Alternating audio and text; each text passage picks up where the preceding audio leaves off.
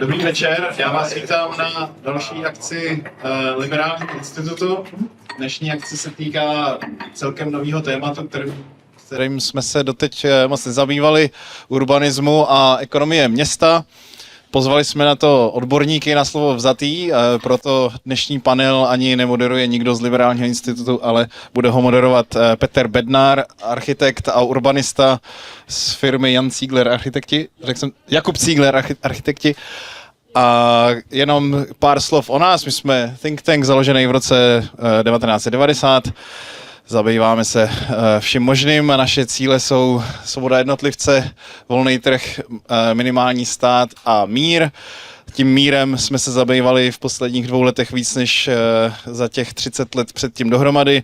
Máme velkou misi humanitární na Ukrajinu, kterou budeme rádi, když podpoříte, ať už tady přes QR kódy nebo nákupem knihy Bulbem záchranáře, kterou napsal náš Vít Samek, který právě teď je zrovna na Ukrajině a pomáhá tam. A knihy samozřejmě jsou v prodeji tady dneska nebo výběr našich knih je tady dneska v prodeji ve slevě, takže budeme rádi, když se je nakoupíte, už jenom protože je nebudeme muset táhnout zpátky. A doufám, že si užijete dnešní večer. Jídlo je tady, nebo drobný občerstvení je tady zdarma, pití každý na baru sám a debata bude v režii Petra. A já už mu předám slovo, ať vám představí panelisty a o čem dneska budeme mluvit. Perfect. Good evening, everybody. It's my great pleasure and honor to host this debate. Also, I appreciate that my libertarian friends entrusted me, a regular Green Party member, with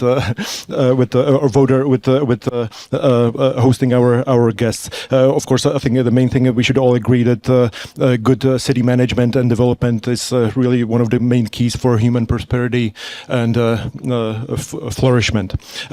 Here, my pleasure is to introduce our first guest, Salim Furth. He's a senior research fellow and director of the Urbanity project at the Mercatus Center at George Mason University. His research focuses on housing production and land use regulation and has been published in Housing Policy Debate, Critical Housing Analysis, and the IZA Journal of Labor Policy. He has testified before several state legislatures as well as US Senate and House of Representatives. He frequently advises local government officials on zoning reform and housing affordability. His writing has appeared in numerous spaces, and I will have several questions for him concerning proper zoning procedures. And maybe let's also introduce Mr. Jakub Sklenka. He's a lawyer and a prominent Prague developer. He is associated with projects such as largest shopping center in the Czech Republic, Westfield Chodov, and he is currently working on huge developments in Krč and Opatov, which together will offer tens of thousands of square meters of new residential space. Also, next to him, we have Mr. Petr Urbánek. He has over 30 years of experience with urban design, and as a local director of Europolis, he oversaw development of River City Prague and Karlín.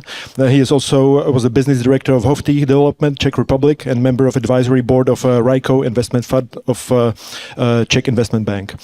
Since 2020, he has been chosen to lead Prague Development Company, responsible for land development and preparation of 400,000 square meters of land to build 6,000 to 8,000 city-owned apartments. And then finally, we have Mr. Alain Bertaud. He's a distinguished visiting scholar at the Mercatus Center at George Mason University, and he began his career in urban planning when he grew bored at the École des Beaux-Arts and hitchhiked to India, where he worked with Le Corbusier as a draftsman in the construction of the Chandigarh. He's also a fellow at the Marron Institute at NYU, and of course he's the author of book Order Without Design. The Czech version of this book will come out next year, and I urge you all to read it. It has been completely eye-opening, and ever since it came out in 2018, I've been using it almost on a daily basis for reference and to further education. So with that, let's start. And also maybe I will quote what Alain has written about Prague almost 10 years ago. From a spatial organization point of view, Prague is rather mediocre performer compared to other cities of Central Europe. The fragmentation of the built-up area and the existence of large high-density panel housing projects in the suburbs contribute to the dispersion of the population. The urban strategy likely to be voted soon by the city council might not contribute to diminish this problem, although more efficient land use utilization is one of the objectives of this strategy. Maintenance of high modal split for public transport might not be feasible in the future if the problem of fragmentation and land use efficiency is not addressed. Alain, how do you think we have followed your advice?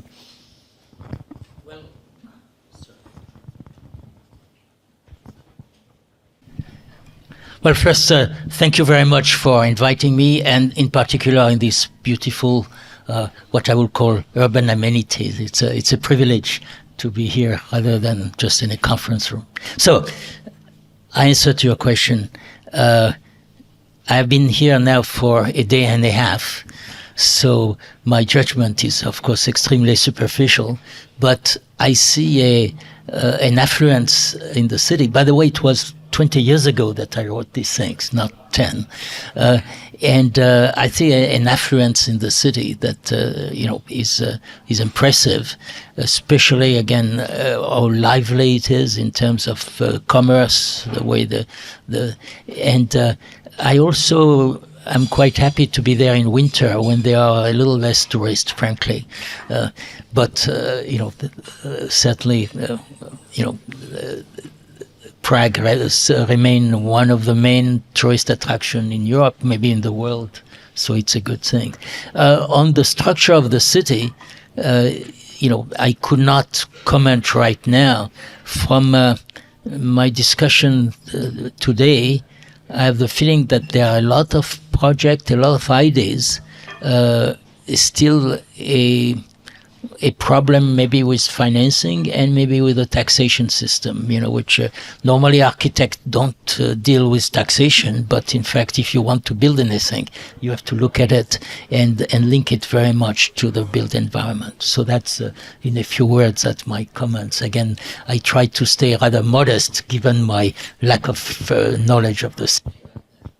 Maybe to follow up on that, if you would like to introduce your design philosophy, which is quite unorthodox for most planners. You prefer market-driven solutions and urban planning. How does it differ and contrast with the traditional understanding of this profession? Market, yes. I rather use the word demand, which is part, of course, of market. But I think that very often planning is supply-driven or based on perceived needs. And I think that we should orient it much more on demand. That means what people want to do or where to live, how much they want to spend on their living and things like that. Basically, I see the really main element of a city are the people who live there. It's not their building, it's not their sewer system or their subway. It's the people who live there.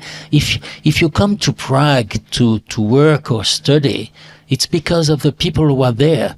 It's not, for other things. So I think that there is this spontaneous aspect in cities, which is made of the people and the trade-off, the choice that these people are making in living in one area rather than another. And this should be observed very carefully. And the infrastructure that we build should be there to support where the people want to live, rather than to design an infrastructure and to say, because we have designed this infrastructure that way, this is where the density will be, this is where things. So you see, I think that most planning is done in reverse.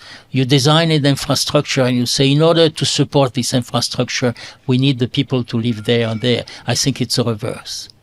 And in a way, this lesson I learned when I was 23 years old, when I went to Chandigarh to work in the city built by Corbusier. I was a big admirer of Corbusier at the time. When you are young, sometimes you don't have good judgment. And then when I was there, but living there and working there, I realized that the most interesting part of the city was not the one which has been planned by Corbusier, but was the enormous slum where the people who were building the city were living. And so that to me was a new discovery. You know, if you wanted to have a good restaurant, you would go in the slum. You know, in the planned city, the restaurants were terrible. They were run by the government, by the way.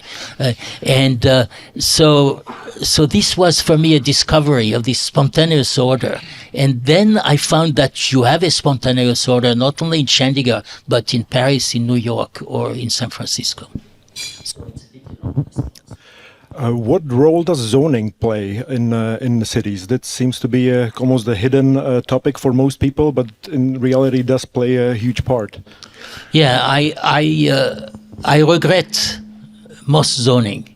I think that, in a way, zoning is there to, first, it imposes a consumption and a location to people. You know, it frees a certain type of housing which is selected in advance, and I think it's arbitrary. There are a lot of numbers in zoning. When I started my career, the first time I worked in a planning department was in New York, and when I saw that some block in New York had a floor ratio of 1.45 and the other 2, I thought some very clever people had found these numbers, that it was a bit like, the Planck constant, for physics, and in fact I realized those numbers were completely arbitrary. They were magic numbers. Nobody even knew where they were coming from. So I think that most zoning is arbitrary, and it prevents change in development, and a city can develop and succeed only if it faces change. We are constantly confronted to shocks, sometimes internal shocks, like the riots we had in Paris periodically, or external shocks, like, the COVID was a good one, the rate of interest, finally, or inflation, which is coming up. So the city has to adapt to those things. And the zoning is freezing things the way it was maybe 20 or 30 years ago. It was established long time ago. And on no basis except that, people who design the zoning are usually people like me with an architect background. And we like to design things through regulation, if we cannot design them directly. And the zoning is there for that. It's impose a shape on cities, which I think is not necessary. Salim, would you agree that zoning should be abolished entirely? That's a great question. I have a friend, Nolan Gray, who wrote a book calling for the abolition of zoning. To me, the question is, compared to what? Right? So I think in the US, if we abolished zoning, we'd end up with something worse, which would be discretionary planning permissions for every project, and then you get corruption and slower processes. So within the zoning, within whatever planning framework you have, you can take steps to liberalize. But if you're going to throw out one framework, just know that some other framework is coming in its place. What are some of the first steps that you would typically advise cities that approach you for your services? So I work, really exclusively in the U.S., and I don't pretend to be able to speak to the Prague or European experience at all. I think, some of the biggest things, we have parking minimums, right? So if you build a new dwelling, in one city it needs 1.2 parking spaces. In another city, it needs 2 parking spaces. In another, it needs 0.5. These are, again, magic numbers. The situation on the ground, especially for commercial uses, where one store can be extremely different than another store, which is even in the same industry, in terms of where its customers are coming from, how many customers per hour it needs to have through the door. The market can figure out parking. So this is one of the first steps we tell cities: get rid of your parking minimums completely. And more U.S. cities are beginning to take that step. Mr. Urbánek, how many parking spaces will come with the 8,000 social housing units that you're planning? Hello. Yep. That's an interesting question because it will depend how the legislation will develop if we calculate that according to the currently valid so-called Prague construction rules, then it would be something like 9,000 or 10,000. It seems to be true that even for cities that build quite a robust stock of social housing, they are also pretty good at building market rate housing. What are some of the regulatory barriers that you're facing with the Prague Development Company? We are so-called, that's quite difficult actually to translate it into the English. I've somehow learned, I've told it to the gentleman already previously, so-called statutory organization, česky příspěvková organizace. However, we have more or less exactly the same conditions as any private equity, any private entity, and we do not have any exemption. What is interesting, coming back to the zoning, that basically every piece of land what we are working on, we've actually examined that, and I fully confirm actually the situation what Alain said a few minutes ago. Every zoning we have, every piece of land, the zoning actually needs adjustment and ideally change. We do not do that in all cases because it would be impossible. We would not do anything else than only changing zoning actually. So it's very simple. And in fact, it's like in our case, it's economically that basically city is shooting into its own leg. Alain, in your book, you talk quite a lot about mandated design quality that in the end diminishes housing availability and affordability. What do you think should be the proper type of regulation for Prague? Like, what would you recommend Mr. Urbánek to do? Well, I will not say for Prague because that would be very arrogant on my part. Let's say there are some general principles that you should allow people to make their own trade-off. You know, the trade-off when you look for a house is location, price, floor space, and land.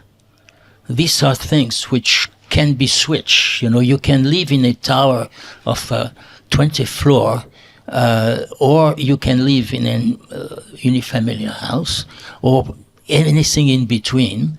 And whenever it's consumption, that means floor space, the amount of land around it, and the location, every household makes different trade-off. And during your life, you will make different trade-off. If you are a student, you make one trade-off. When you are a young professional, you make another trade-off. When you have a family, you make another trade-off. And those are not statistics. You know, the average do not give you a good result. You have to respect the will of the people. And so I will, anything which is consumption. Now, I am not against all regulation. For instance, say fire regulation are absolutely necessary because no consumer can see in advance moving in a building whether the building will take fire in 10 minutes or something like that. So that has to be done. It's a technical thing. There's no magic number there. So it has to be done. The way a building is connected to a sewer system also has to follow some norms or regulation. But whenever it's consumption, you know, the size of an apartment, where it is, and how high is this building, I don't think that we have any way of regulating it. For instance, let us think of if you have a city and you find that 20% of the people in this city do not eat enough, you know, do not have enough to eat. The first thing you do you regulate and saying, let's put a regulation saying that everybody should have 2,000 calories a day, and everybody, those who do not have 2,000 calories a day, we will kick them out of the city, we will not allow them. This is absurd. And this is exactly what we are doing in housing. When I came to New York in 1968 as a young immigrant, and my salary when I started was 1.5 the minimum salary, and I have a wife and a kid. Fortunately, I was able to find an apartment which was in fact 1 room, 1 kitchen, 1 bathroom, but located in Manhattan, within 20 minutes of my job, and this was an old law tenement. It was forbidden to build any more house that way in New York when I lived there. But I could live there and we would have a social life and things like that. That was our trade-off. If I wanted to have a larger apartment, I would have moved to a faraway suburb and have 1.5 hour commute. This was our choice.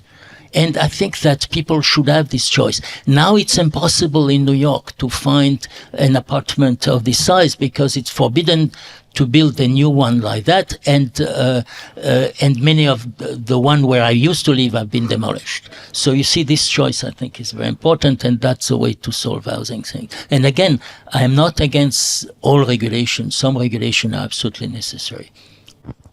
Maybe Mr. Sklenka, quite often people are worried that developers want to build streets with no trees. They want to build ugly buildings, and that developers are not interested at all about how do their projects look like. They only care about their own profit. But in my experience, this has not been quite the case. What is your experience with development and your ambition to do quality design in opposition with regulations and zoning? I think the topic is quite wide, and the key word which was here mentioned is the demand. And my comment to all this meeting and the situation which we have in Prague is that we do not agree what is the demand in Prague. I can speak only on behalf of Prague because our business is in Prague.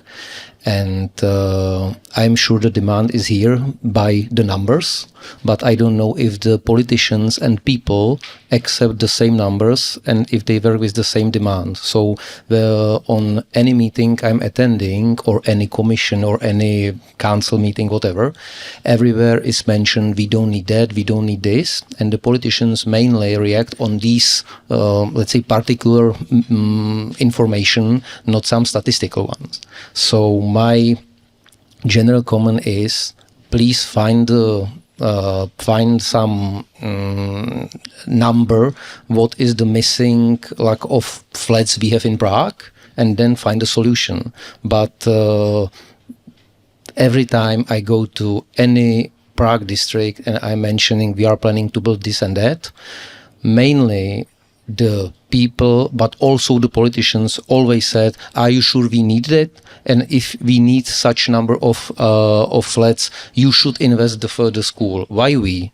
The society should invest the school, and why we should invest the pipes and or the infrastructure works, why we should invest the street. So this is something what we did not agree till now, what is the lack of flats we have in Prague, and what the Prague should be in the 10 years time, 20 years time, 30 years time. And my personal opinion is that we are missing 20, 30, 40,000 flats, and to agree on that is the first point, and is the political issue. It's not regulation. It's the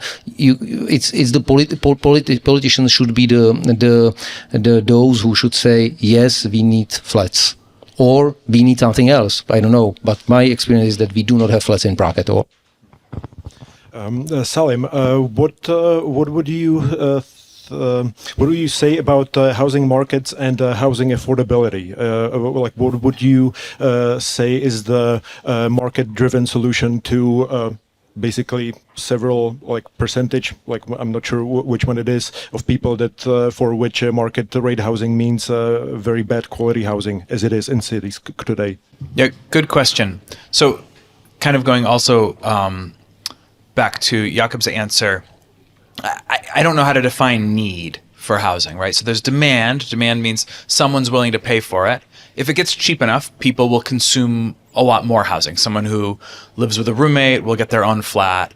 A child will move out from their parents a few years earlier. So the demand can always grow even if we don't know what to call need. A number that I carry around in my pocket is 3 halves, 1.5. And that's the approximate, and it's going to differ city by city, but it's a useful off-the-cuff number for how much rent will fall if you add to the housing stock. And so basically, if you add 3% to a city's housing stock on average, you'll get a 2% rent decrease. So if you say, okay, well, you shouldn't think about need, maybe you should think about what's the rent level that we think is our target, right? We think reasonably we can get to this rent level, maybe 10% below where we are now. Well, then we need to add 15% to our housing stock, which is probably a lot more than 20 or 30,000 units. Prague probably has 500,000 housing units or something in the metro area. I think about 600,000 in the city of Prague, but I'm not entirely sure. Yeah, so you might really be looking at a need of 100,000 or 150,000 housing units if you're going to get to a certain rent target. But I think thinking of demand, like Alain said, demand is kind of the input, and then think of prices as the output, right? So you put these different things into the machine, and then you sort of see how it performs. And the prices, it's telling you the performance. Asking people at a meeting if they're happy with their current house, like maybe 25 people in the city showed up to this meeting, and those people say, "Oh, I'm happy. I don't need any more houses," right? Like that's a totally worthless way to actually discover what's going on in the broader market in any sense. 100,000 new housing units might cause maybe a disturbance or might come into conflict with historical preservation and landmark buildings. What do you maybe all think about this conflict? Is there one, or should the preference for new people be given priority over maybe nostalgia over pretty buildings? No. I'm sorry. No, I don't think there is. A city has to expand. It can expand vertically, but mostly it expands horizontally. The job of the planners is to provide access to every part of the new city, the expansion. It's not a question of distance, it's a question of speed. And you do not have to build the city over the existing city, although some area may be densified, but it's not necessarily to do so. You have to, I think you have also to realize that a city is a large labor market, and that housing by itself has no value if it is not linked to the labor market of the city. If you build housing units at a certain place where land is cheap and which is even very attractive, in the middle of the wood, this housing has absolutely no value if it is not linked to the labor market. That means that from those houses, if you do not have access to 90% of the job in Prague in less than 1 hour, this housing has no value. And I have evidence of that in a number of countries where housing has been built by the government because they were just looking at numbers. And a house unit is not a number, it's where it is located. And again, demand-driven. Demand-driven means access to the labor market. So your job is to develop a transport system which is efficient in terms of time commuting. Very often people argue between transit, bicycle, walking, subway. The important thing is how long does it take for you to get to your job? This is what's important and what should be monitored. Then maybe for Mr. Urbánek, to what degree are these discussions involved in the land that Prague owns or might buy in the future? Like, what is the accessibility to labor markets? Prague actually didn't own or do not own many, actually large pieces of land, except 2 or 3 locations. So it's not really so much important discussion, because Prague has very limited actually tools in terms of the ownership. Our organization is actually here to actually use as much as effectively and efficiently the remaining pieces, and that's it. I think the question of the development scale and demand is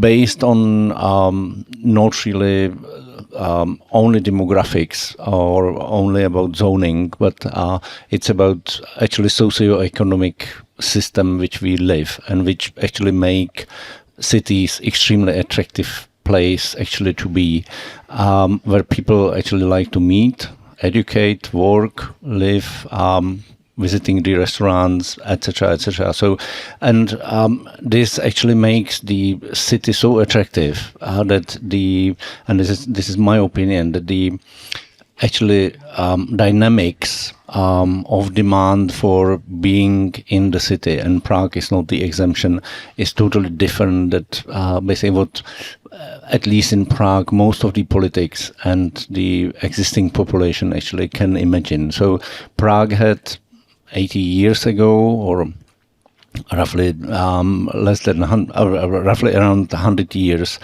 about 200,000 inhabitants.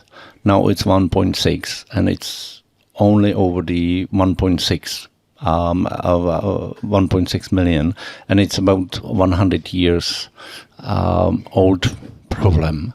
And we had within that large time periods where lots of people were leaving, in fact. So the dynamic, I think, is very different than what actually most people, from my experience, especially the local politicians, are able actually somehow to take into the account. And then what Jakub said is actually something where we are facing large amount of demand, which together with other aspects of our, let's say, partly bureaucracy, partly the system, partly maybe ethics and other issues, actually created something what I would call perfect storm, and resulted into increase of the price of the flats, nearly 60% over, I think, 80 years or something like that. I think when all of you talk about cities, you also need to mention your opinions about urban density, because that seems to be very important, and many regular people are against it. So what are your thoughts about urban density, the proper ways to intensify it, or maybe go the other direction? There is no such thing as an optimum density. Density represents culture and tradition. You have cities like Hong Kong, for instance, which have the highest density in the world, which is one of my favorite cities, by the way. But it depends on the way you design densities. It's not. There are other cities like Atlanta or Houston, which had very low densities, but housing is affordable.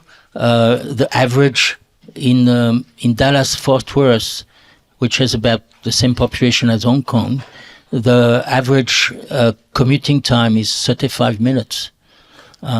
It's a city of 6 million. So I'm not saying it's optimum. There is no such thing as optimum density. There is a wide, the lowest density I measure, and I always measure density myself. I don't pick it up from a book somewhere, and so that it's consistently measured. And the lowest density I found was in the U.S. in Atlanta, with 8 people per hectare. Now, 8 people per hectare. You have many areas of Asia, rural area, which have much higher density. So density in itself doesn't mean anything. What is important is how long does it take to go to your job, whether you have access to amenities within a walking distance or maybe a driving distance. Again, there was this 15-minute city that the mayor of Paris was promoting. It happened that for amenities, for instance, if you want a bakery or a restaurant, if you live within Paris, within 15 minutes walking, you have more than 90 bakeries. Now, this is not because the planners planned the bakeries. It's not the Soviet Union. So it is because people like bakeries, and the density is enough so that there are enough entrepreneurs who are able to sell their croissant every morning there. It has nothing to do with planning. On the other hand, if you are living in Atlanta, obviously, if you want fresh croissant every day, well, most people in Atlanta don't care about that, but you will have to specially live next to a bakery, or you will have to take your car and drive 20 minutes to get one. But that's a trade-off you make. If you don't like Atlanta, you can always move to New York or San Francisco. Of course. Salim, would you say that best 15-minute city is relaxing of zoning and building regulation? Yeah, and that goes to the question about density, right? So certainly in the U.S., people are afraid of density and all these sort of bad things that supposedly come with it. Now, everything has trade-offs, right? You can't have a dense urban environment with lots of shops without also having some noise. You're going to have more cars on your street if you have more destinations. So there are real trade-offs. But there's also trade-offs to the other kind of growth, right? Horizontal growth. And those are usually invisible. That shows up in higher tax bills 30 or 40 years later when the infrastructure needs to be replaced. It shows up in more through commuters on the highway because, the person doing the 45-minute commute from where the land is cheap, well, they have to drive through everyone else's neighborhood to get to their job. And that creates a, congestion for everyone. And for whatever reason in the US, people are very, very attuned to the possible negative effects of densification, and they're not very attuned to the possible negative effects of outward growth, and they're basically totally unattuned to the positive benefits of both. So, I'd say, maybe there's no optimal level of density, but it's also not zero. Because if you look at human civilization all over the world, in places as dense as Hong Kong or as low density as Atlanta, bringing people together, whether you do it via car or walking or a subway, is what creates value. Those places are much more expensive than rural areas nearby, right? So you can live in rural Georgia for much cheaper than the suburbs of Atlanta because you don't have job access, because there aren't the cultural amenities.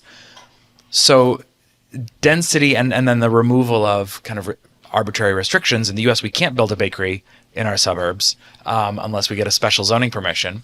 So removing those kinds of restrictions unlocks that urban benefit that creates value all over the world. And I saw Alain had a follow-up. Yes, I think density reflects culture. If people, you have wealthy people in France who are living in the center of Paris in apartments who are 80 square meters. This is a trade-off they make. They could afford an apartment or a house of 300 square meters in the suburbs, but they make a trade-off to have a walking access to a choice of 200 restaurants of quality, to have access to the opera, to those amenities. So that represents a culture. In other cities, for instance, in some cities of America, of the US, people have a preference for space. They like to have a large area around their house, and this is completely legitimate. It's another, it's a form of trade-off that they are making, which reflect their culture. So they are ready to exchange a longer commuting or even a completely dispersed distribution of amenities like theater or restaurant in exchange for consuming more space. I think that reflects culture.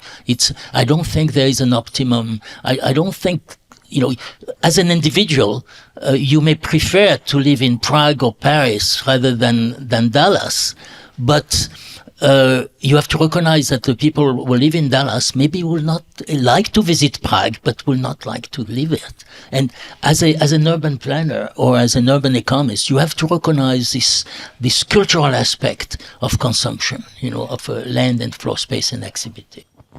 Maybe just to follow up, a lot of people are concerned that if zoning or planning were to be relaxed, this green space, even with private yards and in suburbia, would be endangered by new construction, more dense construction, which would lead to less natural setting that people prefer. What are your thoughts about that? Developers are not building for the sake of building. They are building because they know their clients. And usually it's fragmented, each developer usually specializes in a sector of the thing. So if they have clients who like large houses and large yard, that's what they are going to build. And if their clients are very low-income people who would rather have a larger apartment but a small yard, that's what they will build. And I don't think the lack. It's not because of regulation that let's say. It's not because lack of regulation that people live in a certain place. It's not. I have an experience on that. In a country like Brazil, there are more and more illegal settlements. The regulation was such that even middle-class people very often live in an illegal settlement. So suddenly here you have an experiment where you have absolutely no zoning law, no regulations, and you have developers, and they are private developers. They are not slums. They are building things, and you see in the same development a lot of different houses, by the way. When you talk about inclusion, you find that this spontaneous settlement in fact provide this inclusion that you don't get in a zoning thing. So I think that it would be interesting to see. If I was a mayor, a planner, or a governor, or a president of the Czech, I don't know who will decide that. I will have a piece of land where I would say, well, build whatever you want and see what happens. What is the optimal level of taxation, what is the optimal taxation strategy that the cities should pursue in order to pay for the services?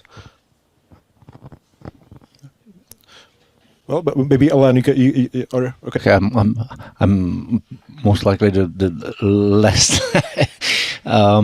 the people which our person who should not really comment, but I think that in Czech Republic the motivation structure of specifically communal politics is totally counterproductive to the development of the local communities, because the political marketing is basically a focus on the fulfilling of the wishes, not the needs, but the wishes of the, let's say, current community, which is feared by any change. So, and this is a simply sort of vicious cycle, which is quite difficult actually to somehow interrupt. I think that there is not an optimum level of taxation, but there are certainly better way of financing infrastructure and services than others. If you increase the size of the city and neighborhood, and every additional house have to pay immediately for the price of a new school, new hospital, it's not very viable. If you finance that through bonds, and then you recover the money of the infrastructure through, for instance, property tax properly established, by the way, on market value. I think that, so it's more the way you finance it than, ideally you should pay as the least possible for taxes, obviously, but you should have the maximum benefit. And depending the way you finance it, you have this benefit, or you'll have neighborhoods which have no schools or no hospitals because you don't know how to finance it, or you will not develop new area because you have no way to finance a new school. So you say we cannot build more houses because we have no schools. And this, I think, in the modern society where we have a very elaborate financial system for everything, this is really a failure of the financing system, because you should be able to spread the cost of this infrastructure over everybody over time. This may be obvious to everyone, but the worst way to finance almost anything is income taxes, right? So you can do sales taxes, VAT, property taxes, land taxes. All of those are much, much less distortionary than an income tax. So I don't know how the Czech system works. In the US, local government is mostly funded through property and sometimes sales tax, which is a lot less distortionary. It's not perfect, and administration can always be improved. But there's any kind of property tax is better than almost any kind of income tax. What do you think, just to follow up on that, what do you think about Detroit's attempt to solve its problem through introduction of LVT? So Detroit, a city in the U.S. with drastically shrunk population and sort of a old car producing city that's fallen on hard times, they have proposed moving a little bit of the way towards an LVT, a land value tax. So this comes from the theories of Henry George from 150 years ago. So their proposal is to lower the tax on capital property, so houses, buildings, offices, and increase the tax on land. Now, the problem is, in Detroit, land is almost worthless. You can go buy land, buildable lots in Detroit with sewer connections on a street for, I don't know, $0. They might pay you to take them if you can do something constructive with it and become a taxpayer. So they would like to find ways to get people to use this land. I don't think that the main reason people won't invest in Detroit is taxation. Now it's a part of it, and there's a big problem of how do you continue to run an enormous city? It's still more than 500,000 people, even though it's like 1/3 of its peak population. How do you pay for all of the vintage costs, all these miles of street, which have to, the snowplows have to plow them all winter long because it snows all winter, right? So it's just a very expensive thing to run, and somehow you have to extract this value from the people there, and they just don't have a good, I don't see a good path forward. It's a nice idea, but maybe too small. Mr. Sklenka, what do you think about introduction of higher land tax as compared to increasing of building tax or housing taxes as it's being discussed? Which one would you prefer? Actually, the taxes, it's not so much problem of the developer, but it's a problem of people and of the politics again. And I have my doubts if there is some general agreement between people and politicians that we are able to change any taxes here.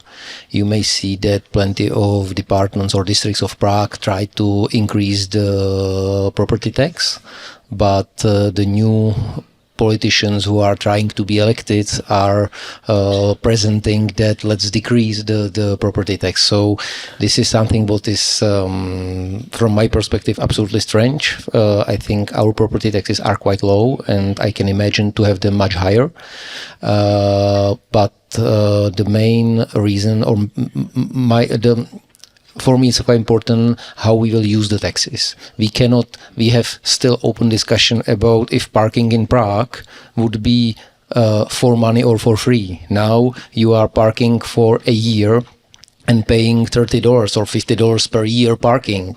So if we are not able to change this issue, and we are and there are plenty of locations where you are parking for free totally, and we are not able to change such stupid things and to say that parking hour is 50 crowns, $2 or something like that, and have a general agreement on that between politicians and people to understand that this is how we can move the city forward, because without paying for parking you cannot make building parking places efficient as a business. I have my doubts about having or agree on taxes and property taxes.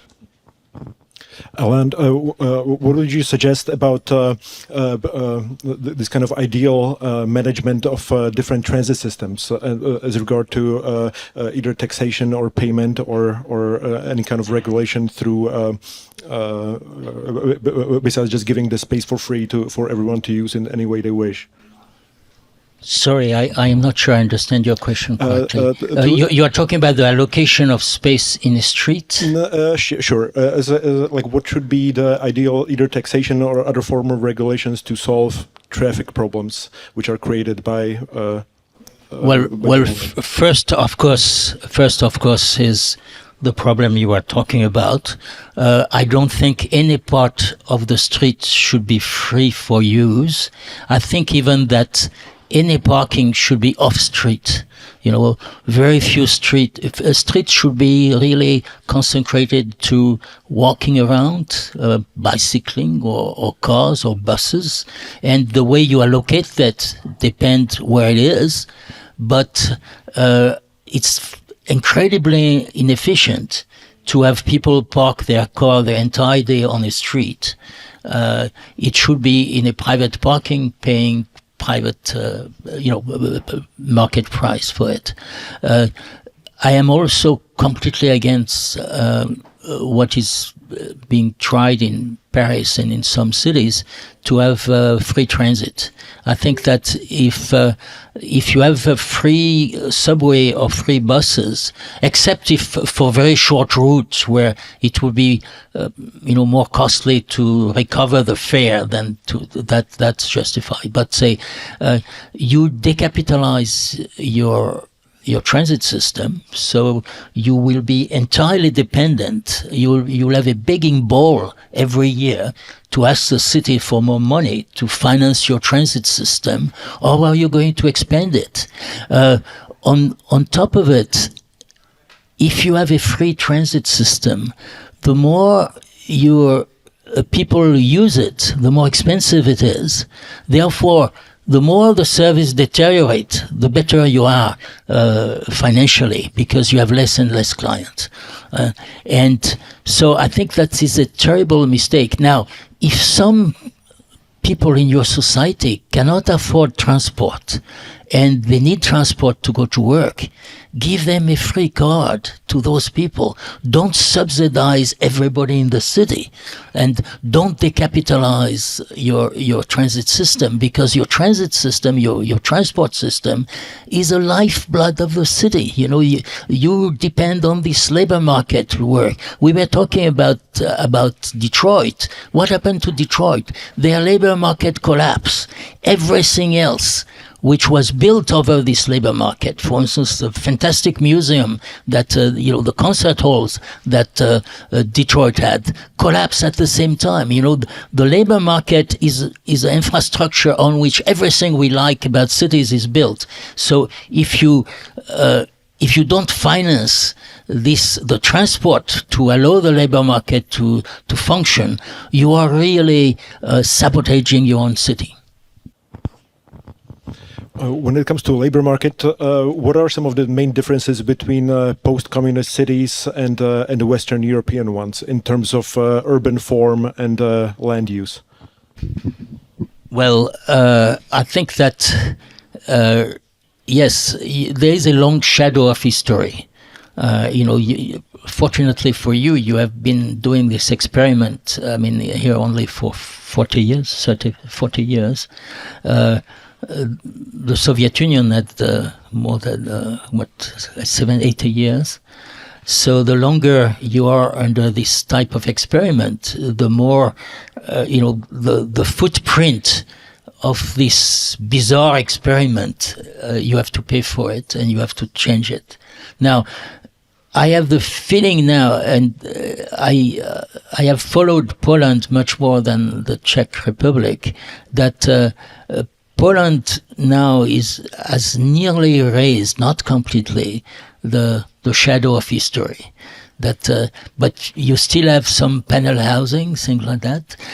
When I look at what's happening in Ukraine now, and I see some panel housing thing being destroyed, I wonder what will replace them when you were built, and how the most problematic things were, how do you establish property right in the formal problem? So how do you deal with that is important. But I think that the country of Central Europe have basically now not erased the problem, but the progress are enormous. To what degree do you think would you suggest to avoid culture wars in urban planning, especially when it comes to transportation? It seems like besides offending somebody's face or mother, telling them to pay for parking is the most terrible idea to tell anyone. I'm tempted to pass into somebody else, but I think that eventually you will get through education. First, think tank, then like here, are important, especially if they spread their ideas through the normal press. I think that the press, the free press, has an important role to play. The free press, of course, have to tell what politicians are saying or what even demagogues are saying. That's their job. But they should also try to analyze problem or take the analysis of people who know about it. And, for instance, explain why if free subway is not a good idea. I think that's the job of the press. And in a way, a good journalist communicate much better with the public than us, more technocrat in a certain way. And I have seen some change in cities sometime because of the press could explain an issue very, very well. One issue, for instance, is when you do not have affordable housing because, again, the lack of infrastructure, the obsolete zoning regulation. One argument which can be used is to monitor very, very, very carefully the number. What happened to young couples or young professionals when they cannot afford housing, for instance, in Prague or in Paris. Where do they go? Do they disappear? No, they don't disappear. They will move maybe to a smaller city where they will be much less productive. And then you look at, for instance, the age pyramid of Paris or New York, and then suddenly you see slowly appearing a lost generation. The population is aging. So at the beginning, you don't see anything. The active population is aging, but you don't see they are still productive. But within 10 years, these missing cohorts of young people who have moved away because they could not afford housing will affect the productivity of your city. And again, your tax base is going to collapse. So I can see that coming in some cities now. And I think that's an argument we could use in order to change, to allow some change. Looking at this, I will say it's a war of generation. So going to the question of culture war, I think it's very location specific. So I work a lot in the US. My work is very much in the core of the YIMBY movement, Yes in My Backyard, which some of you may be familiar with. And we've been very successful in getting both political parties, the left and the right in the US, to at least sometimes take our ideas. But we're quite afraid. I mean, it's a very serious risk that it somehow polarizes, like most issues in the US. Even if ex ante, they don't belong on one side of the political spectrum. If one side picks it up too strongly, then the other side says, oh, that's bad. So you could have like one party likes apple pie, the other party likes pumpkin pie, and they won't even speak to each other. We have literally like brands of beer that now Republicans will not buy. And so, right, so there's all this consumer stuff that goes along. So it's really important if you want to have a durable national coalition to avoid the culture wars. And, in my work, I talk to legislators from both parties in the U.S., all across the states, and even state to state within the same party, I have to change my message a little bit. So am I going to talk more about home ownership? Am I going to talk more about fairness or the history of racism or property rights. And it's just different for each person in each place. And you have to kind of navigate those. Maybe the best advice, like one of the concepts in the US right now in politics is the idea of secret Congress. So there's all the stuff that's in the news, and I agree with Alain, a good journalist is really valuable, but sometimes no journalist is even more valuable if you can technocratically make changes and everyone agrees, hey, we're just tweaking something small, this is not a revolution, we're not promising too much, but we're making little changes along the way, and keep the discussion among people who are sort of directly interested in the issue. Then it stays off television and you don't get the kind of like redefining of the issue around the culture wars. Staying on this topic, it seems like the YIMBY movement in the US is collecting a lot of huge wins. What are your thoughts about its future prospects? Are you optimistic? I have to deliver a report next week to my boss on how much we can expect next year. Next year should probably be quiet compared to this year because it's an election year, so politicians won't do anything risky. And they'll spend most of their time running for re-election. So the immediate, I would expect next year to be quiet.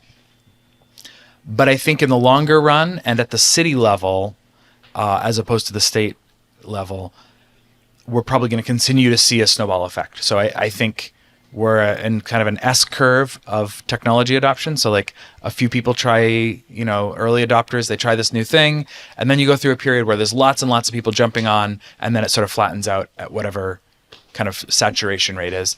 And I think the big question for us is what's saturation?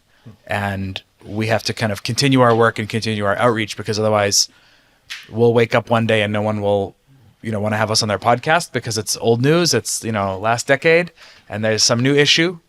And then, you've reached that saturation point and you're done. So we have to really kind of keep that momentum going and see if we can reach more of the US. Alain, what are your thoughts about the YIMBY movement? Can we count you as an honorary member of the Prague chapter, or do you have some reservations?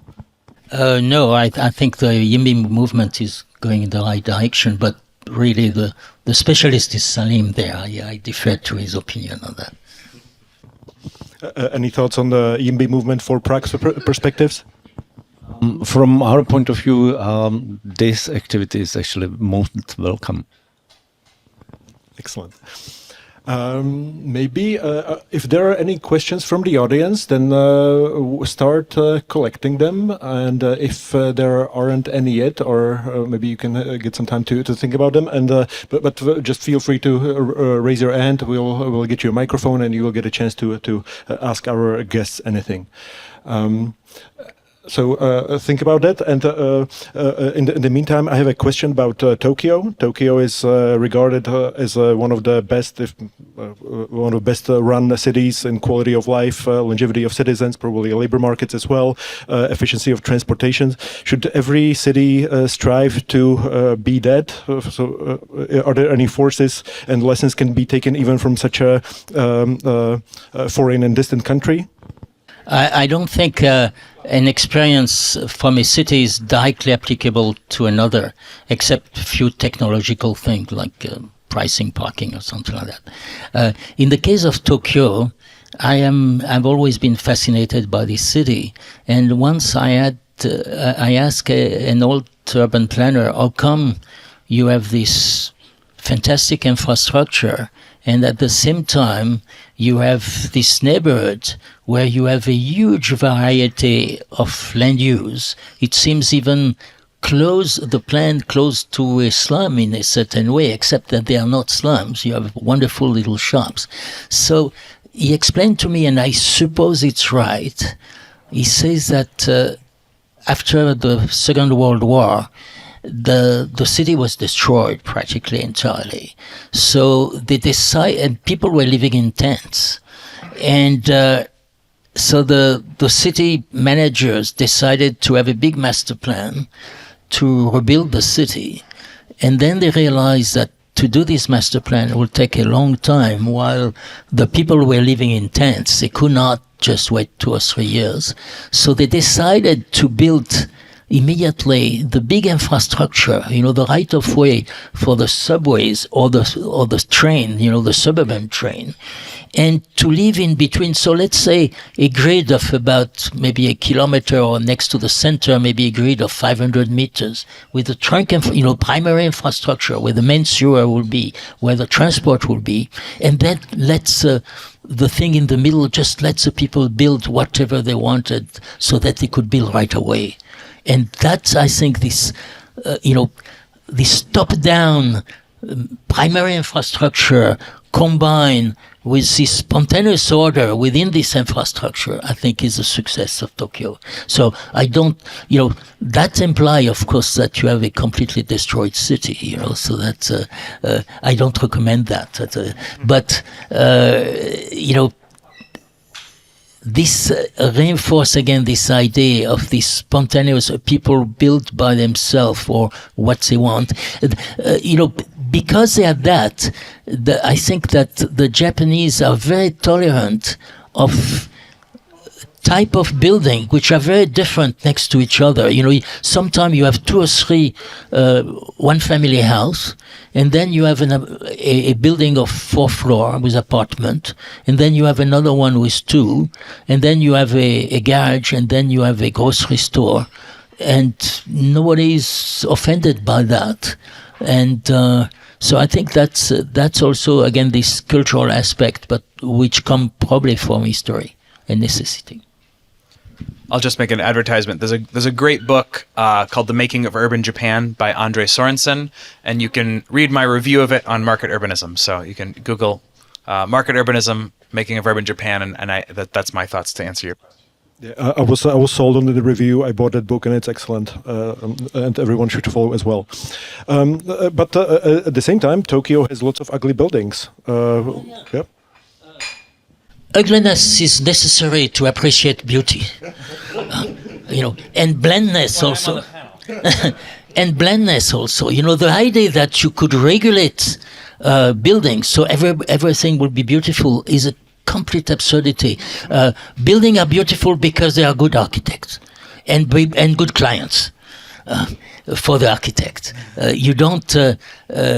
I remember when I was working for the City Planning Commission in New York, everybody was admiring the Seagram building built by Miss Van der Rohe, and so they decided, let us have a regulation which multiply the Seagram building, because it was, of course, a disaster. Because the Seagram building was beautiful because the owner wanted a prestige building. They have made money during the Prohibition, and they wanted people to forget that a little, and so they gave New York this fantastic, expensive building with a big plaza, but when you establish a regulation, we'll say, well, we will give a floor ratio, additional floor if you build a plaza, but the motivation of the developer was different, or the owner was different. Immediately the lawyer will say, be careful, if somebody breaks his leg on the plaza, you are responsible, this is private space. So they make plaza which were the most hostile and inaccessible possible, so nobody will ever go there. And everything like that, you don't create beauty through regulations. Look at all your buildings here around here. This one in particular, but all the others, none of those buildings were built because of regulations. They were built because people wanted to make them beautiful and have the money to do it. Mr. Sklenka, what would be the motivation that would, what would persuade you to invest more into design for materials and other things for your buildings and the spaces in between them? I think on the beginning of any project, all of us wants to make nice buildings together with architects. Then comes the regulation, and finally we have the typical unified buildings as everywhere else. Mainly because of regulations, because of norms which we have quite strict, and there is no room for some changes or for some specifications which will really investor like. And we have plenty, and definitely you have it as well, plenty of experience where we come with some nice project from our perspective, and during the procedure of zoning permit or construction permit, everything changed to become absolutely unified building. And remember, when we built here the dancing house, how many people were against some new modern design or some new thinking about the house? Everyone says it's awful. Now it's the most visited place for tourists, and it's the only one building which we did during last 30 years. So that's our problem, and it's not about the money. Plenty of our investor says, let's try to make some nice house. But finally, the discussion is how many about the windows, and if the windows we can open or not. And you have some regulation of how many minutes you should have the daylight on the floor plan, etc. And all these regulations finally makes you the house unified and common. Any questions from the audience so far? Don't be shy. Every question is a good question. Sure, of course. My name is Ushan Chiska. I am economist and lawyer. I worked for the government in the 90s in this country. And I have to admit that I don't like the statements that for all the evil in the country, we should blame politicians. These, dull and corrupt politicians. I belong to the group of economists who address our criticism to ourselves, Do we understand our topic properly? You said, I'm sorry, pointing at you, that something should be regulated. Could we here agree upon what is that something, something that should be regulated? Could we agree upon this statement, what exactly should be regulated? Yes. So can you name one example? One example, what should be regulated? Fire regulation. What? Fire regulations.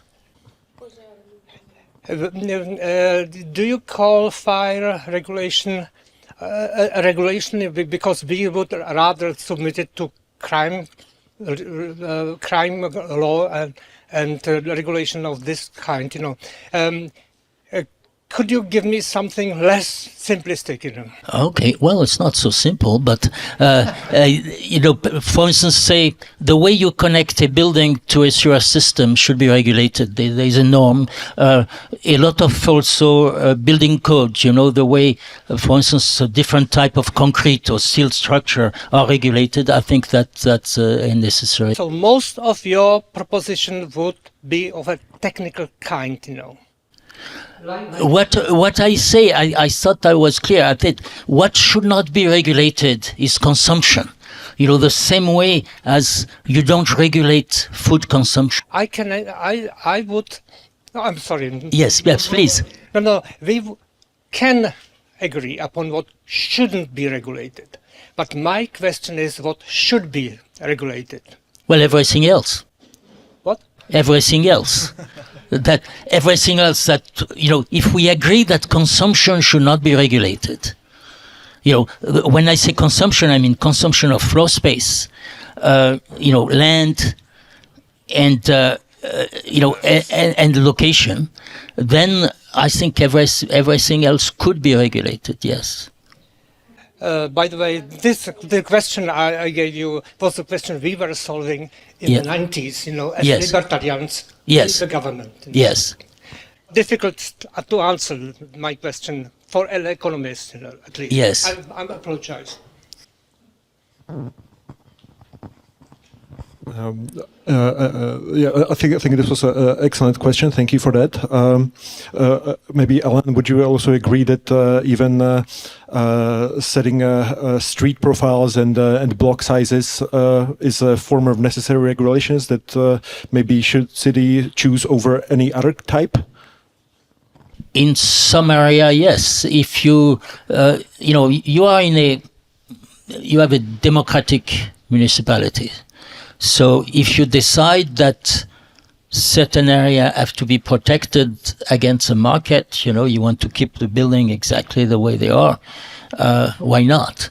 But when you do that, so that means you freeze the existing shape of part of the city, you have then to invest in development of other part of the city to compensate for the lack of flexibility in this part. You cannot freeze everything at the same time. So I think that, if you have large historical preservation, like for instance, that's the case in Paris, practically the entire municipality of Paris is under preservation, then you have to expand the infrastructure enormously to compensate, again, to have a commuting distance of absolutely less than 1 hour. And so if you are not ready, if you want to codify some shape in the city, and I'm thinking mostly of historical preservation, because in the suburb I don't see exactly why you would do that. You should let new architects decide what, and try. And by the way, when I say that a new architect should try, I'm not meaning that all the try will be wonderful, but we will have a Darwinian process. The shape which are successful will be copied, and the one who are not will not be copied. That's the way your old city has grown, by the way. There were people who were building, and then sometime maybe they missed, they was not so nice, and the one who were copied with some variation, again, exactly a Darwinian process. Then you end up with these fantastic cities, which were built by industrial activity. But don't forget that if you freeze a part of the city, then you have to invest enormously, and you have a tax system which should be able to pay for your transport, your school, and things like that in the suburbs. Just to the question to Mr. Tříska and the answer of Alain about the fire protection norms which we have, we should agree what is the size of the regulation, because I can imagine to have in my car 15 airbags or 2 airbags, and it's the same with the regulation. If the regulation is minimum or maximum or somewhere in the middle. And right now just the fire protection regulation is approximately 6% of the total cost of the construction. And are we sure that this is the protection which we want or which we can afford? Because if we compare it to the EU norms, they are much more simple and much more easygoing than the Czech regulation which we have, and it's always about the money. And for example, the same is the time. Our permit regulation and receiving any kind of permit, when you are according to the zoning plan, takes 10 years. It's 10 to 15% of the total price of the flats. So we should think about the norms, about the legislation, about all kind of regulation we have, and to think what are their impacts to the construction and to the cost. And if somebody is creating the regulation, he or them should ask what are the aspects, the financial aspects, because we can do whatever we want, but when we open the book of the norms and there is written what we should implement into the house, that is the value we should pay for, and we should ask our tenants or our final consumers to pay it. So this is the problem which we have, and that goes to your question, because we, of course, all of us wants to have maximum protected, fire protected house. But do we have money for that? Everyone wants to have the street beside his house, not beside his house, but beside next house, because I don't want the street in front of my house. So I think this is that's why the problem is not in the norms actually, but in our social or in our society discussion, what we can afford, what we want to have, what is the I'm absolutely sure. I absolutely agree with you with the labor force and labor value and the distance. If we would have train between Ostrava and Prague to be able to reach Ostrava in 2 hours' time, half of Morava people would live in Morava, not in Prague. And because we don't have any train here, I'm going there tomorrow. It takes 4 hours to get to Ostrava in shitty train. So no one wants to go there. So everybody wants to live in Prague. But compare Prague as a million city town or 1.5 million and compare Munich. And compare our airport and the Munich airport. We have the airport where is no one. In Munich, you have I don't know how many terminals, and you can get to Munich airport somehow. And we have bus 119, and you go there half an hour. So all these, and it's after 30 years of being democratic country. We never open the discussion. What is it? What we want to have, and we are always having some kind of regulations and insisting on regulations. Finally, the regulations means the money in the end.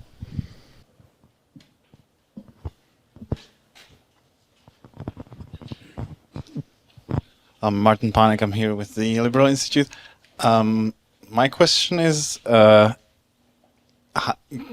if we can even speak the same language, like Americans and Europeans on this issue, because if Europeans go to an American city, not New York is different, but to an American city, they think it's crazy, like, right? It takes you 15 minutes by car to go to the nearest supermarket, for example, or something. I don't know what Americans think if they go to Europe. Maybe they think we are crazy because our apartments are too small or something. So how much do the experiences generalize to either America and Europe, or as you have traveled everywhere, Mr. Bertaud, how much does it generalize across the globe? I think, again, that preferences are cultural. So certainly, probably Americans would like to have some amenities closer to their house, but they prefer to have a larger house, which then make it incompatible. So I think it's a choice they are making, and that's why, by the way, some Americans are living in the center of New York or San Francisco or Boston, and others are living in a suburb of Atlanta. I think it's a question of cultural choice. We cannot, there is a difference between visiting a city and liking it and living in a city. It's a different thing.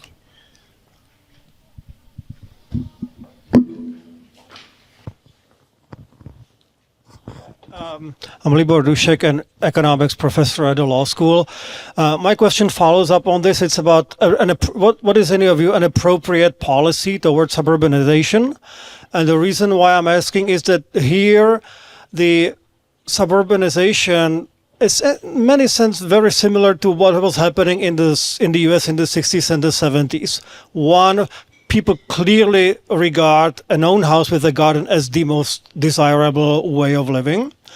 Second, it's heavily subsidized through, very cheap parking, symbolic property taxes, public investment in road infrastructure and all that.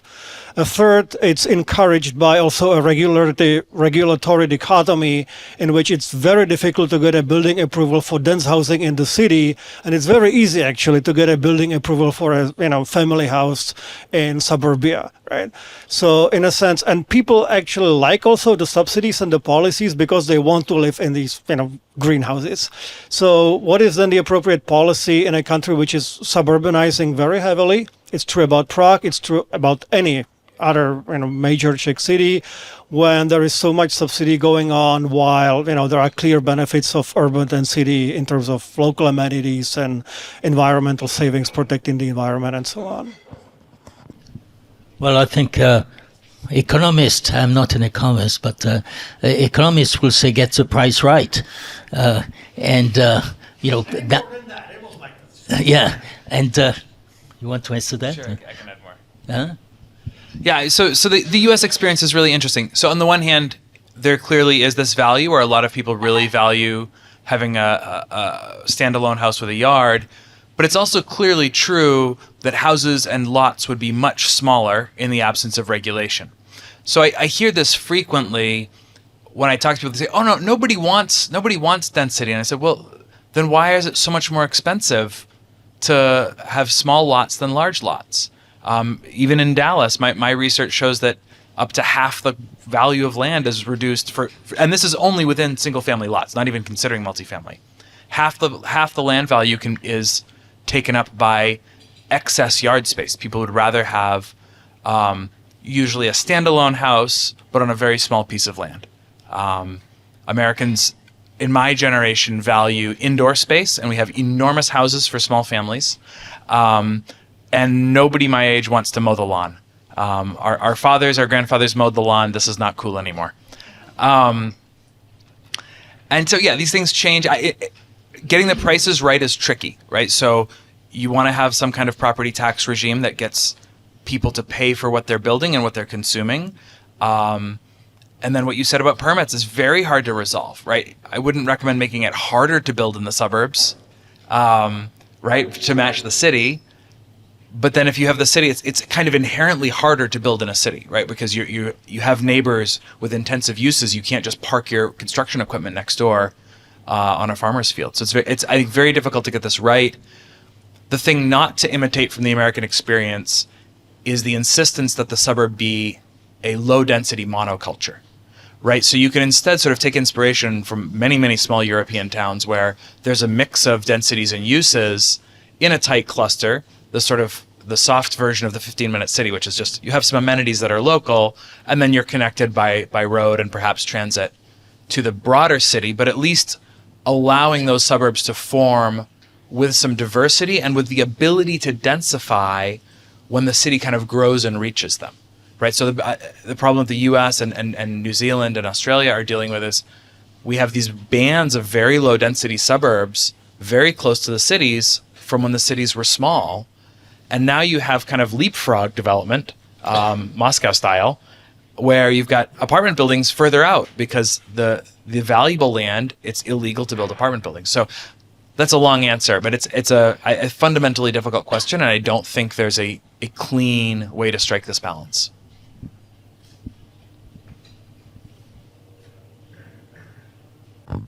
Then I maybe have a question for Mr. Urbánek. What do you think is the role of your Prague development company to reduce the effect of suburbanization on the city of Prague? Sorry, and thank you very much.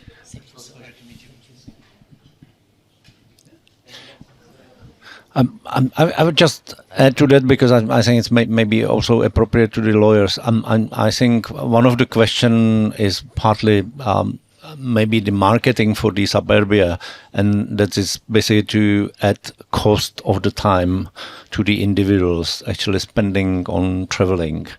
And in that calculation, you suddenly see very different figure, actually comparing living to other traditional areas. And I didn't catch up properly the question finally. I was asking if you see your role as a company, as a city-owned company that should, if you feel the pressure or responsibility, perhaps to provide urban-like typologies, or if also part of your portfolio is going to be single-family housing or something similar to that. It's very simple answer. Basically, our design strategy is, first of all, the so-called affordable housing for the preferred professions, and strictly for what is now very popular, actually, BTR, i.e. build to rent. So the PDS does not actually develop any actually projects which are supposed to be for sale for the individual clients or purchasers. What might happen is in certain larger projects that maybe some part of the project might be actually tendered for some investor competition or whatsoever. That's not 100% clear yet. However, what we are trying to do is few very simple practical issues. First of all, to have a higher floor to ceiling height higher than in normal floors, allowing actually to provide so-called active ground floor. So within the lifespan of the building, you can actually shift different type of use from retail to residential, back to retail to restaurant or services or whatsoever. Secondly, in the areas where it was worth actually of trying, we've actually very strictly increased or actually apply for the change of the zoning plan. So in most of our large projects, specifically the Novodvorska, which the local people will know where it is, and our guests actually have seen the model today. We've actually increased the achievable floor area, which will soon actually be increased formally from 100,000 square meters to nearly 300,000 square meters. So it basically, in terms of the urban economy, it will at least help somehow to return on the massive investment cost, which public actually or taxpayer is paying for the new line of metro. Thank you. Maybe we are slowly coming towards an end, so let's end on an optimistic note. Cities are mainly about joyful experiences and fun. So, Alain, you have a quite original suggestion how to explore a new city. Could you please share it with us? Oh, yes. I mean, well, it's not to understand a new city. You know, I've been working in many cities around the world during a long career, and when I start in a new city, I start usually, if the city is not too large, I start on foot from the center, and then I walk to the periphery, and I observe how things change. And sometimes I'm surprised by the change, sometimes I'm not. When the city is larger, then I will take public transport and go to the end of the public transport, you know, to the end of the end of the urbanization, and look the way it is. And it is this change which is important. You know, there is not this uniformity. So that's the way I do it. Now, in the very large cities, now you have cities, you know, like in China, the Pearl River Delta. The Pearl River Delta, you know, that's an area between Hong Kong, Guangzhou, Shenzhen, Macau. Within a rectangle of 100 kilometers by 120 kilometers, you have now 90 million people. You have the population of Germany within one enormous conurbation. I'm not saying that the labor market is completely integrated there, but you could go, yes, from one side to another in less than 1 hour, but not everywhere less than 1 hour. So this is completely different cities, and there, to explore a city like that, then I use Google Map, and I look at, and then I decide which neighborhood I want to, you know, the neighborhood which intrigue me looking at Google Map, then I will look at that. But I think it's very important in a city to not to look only to the tourist area, you know, to the center, but to understand the economy of a city is it's the entire conurbation. It's not just the people who are selling souvenir next to the Charles Bridge, you know. Thank you. Well, Order Without Design will be coming in next year, Města bez plánu, in the Czech translation. I urge everyone to get it. It's an excellent book. I thank very much to our guests, to Liberální Institute. I think we are still going to be around, so feel free to ask them any questions. Thank you for coming.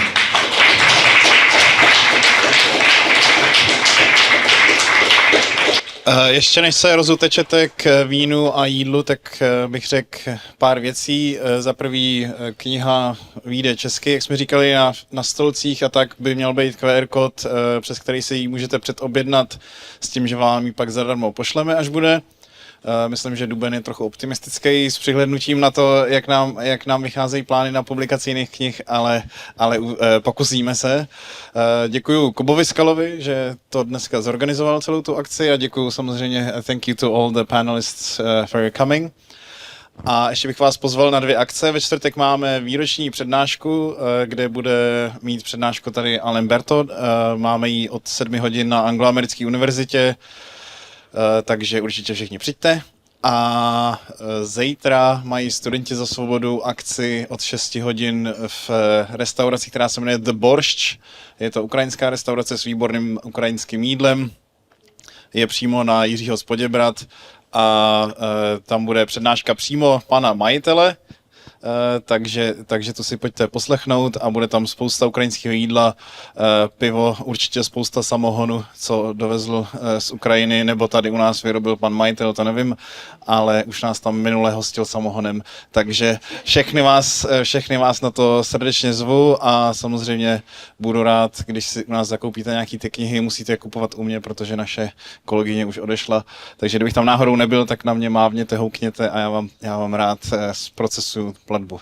Díky a užijte si dnešní večer.